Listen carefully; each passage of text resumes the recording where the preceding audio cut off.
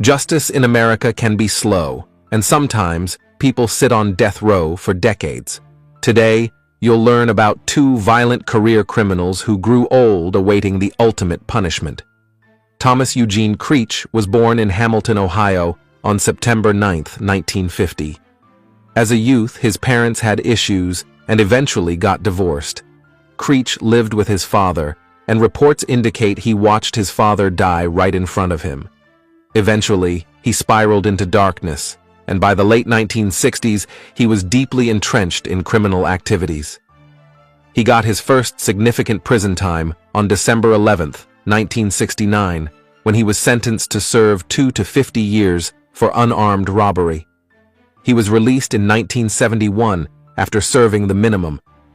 He didn't learn his lesson and continued down the wrong path. He and his first wife, Thomasine Lauren White, faced charges for the murder of 70-year-old Paul C. Schroeder in Tucson, Arizona, but they were acquitted in October 1973. White later ended up in a mental hospital, and Creech moved on to other women. On November 6, 1974, 24-year-old Creech and his 17-year-old girlfriend Carol Spaulding were hitchhiking in Idaho when 34-year-old Edward Thomas Arnold and 30-year-old John Wayne Bradford made the fateful decision to pick them up. As the four traveled from Lewiston to Donnelly, Creech pulled out a rifle and killed both men. He hid their bodies in a pit along Highway 55 in Valley County. The men didn't stay hidden for long. Their bodies and the bloody vehicle were found the next day. 2 days after the killings, Creech and Spaulding were arrested in Glens Ferry, Idaho, for murder. When questioned about the crimes, Creech initially denied being involved. Later, he broke down and said he shot and killed 2 men who pulled a knife and threatened to violate Spaulding. He later tried to get the confession thrown out, but the judge allowed the prosecution to use it against him.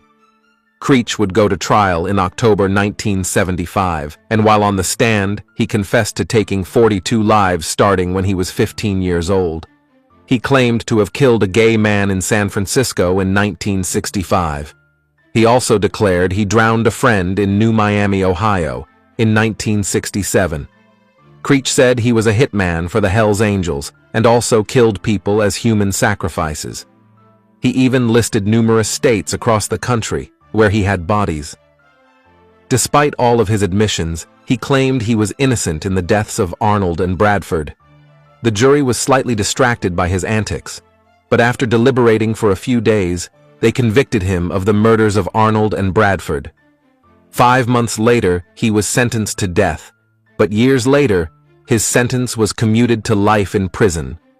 Spaulding only received 2 years for harboring a felon. As the years passed, authorities looked into Creech's claims of killing dozens. While most of his statements were bogus, they did connect him to several other murders. He was convicted of Vivian Grant Robinson's 1974 murder in Sacramento, California. He was also convicted in the 1974 murder of William Joseph Dean in his living quarters at a church where Creech once worked in Portland, Oregon.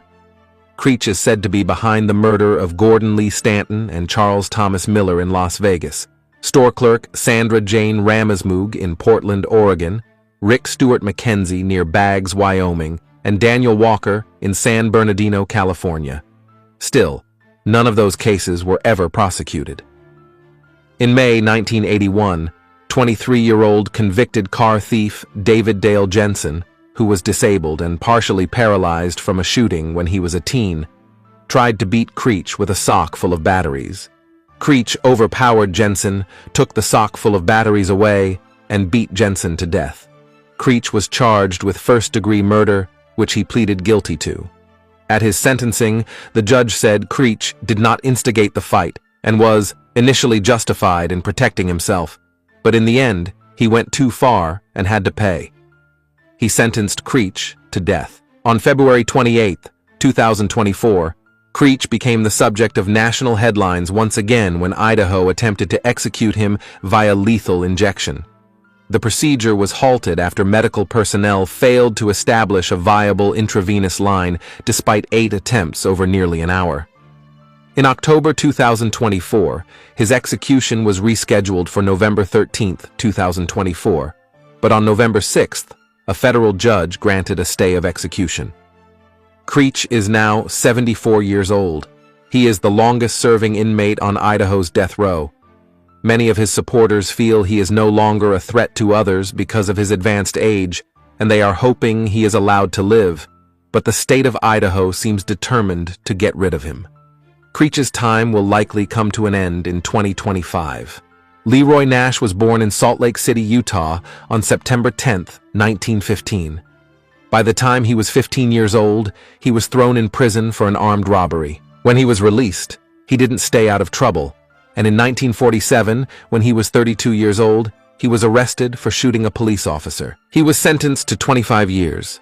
In 1977, he was 62 but still a menace to society. He killed a postal worker and was sentenced to life in prison. Despite being convicted of murder and many other violent crimes in his life, he wasn't watched closely while on a Utah State Prison work detail, and on October 15, 1982, he was able to escape. By October 26, 1982, he was in Phoenix, Arizona. Nash saw an advertisement offering a .357 revolver for sale. He reached out to the man who had placed the ad, Richard Story, and went to Story's residence. The two men negotiated a price for the gun. Story trusted the elderly Nash enough to turn away and grab a cleaning kit. Nash quickly loaded the gun and forced Story to tape himself up. Then, he fled with the weapon. On November 3, 1982, Nash went to the Moon Valley coin shop. He discussed purchasing gold and silver with the store's employees, Susan McCullough and Gregory West. Eventually, Nash stated, "I'll take it all," and pulled out the revolver he stole a week earlier. Nash shot West, and West fell to the ground. He grabbed a revolver and fired back, but missed.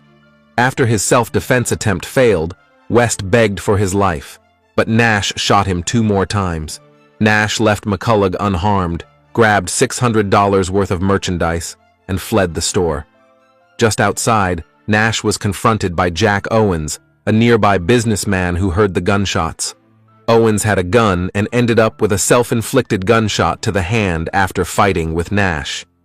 His heroics slowed Nash down, and police arrived and took him into custody. Nash was charged with murder after West died from his injuries.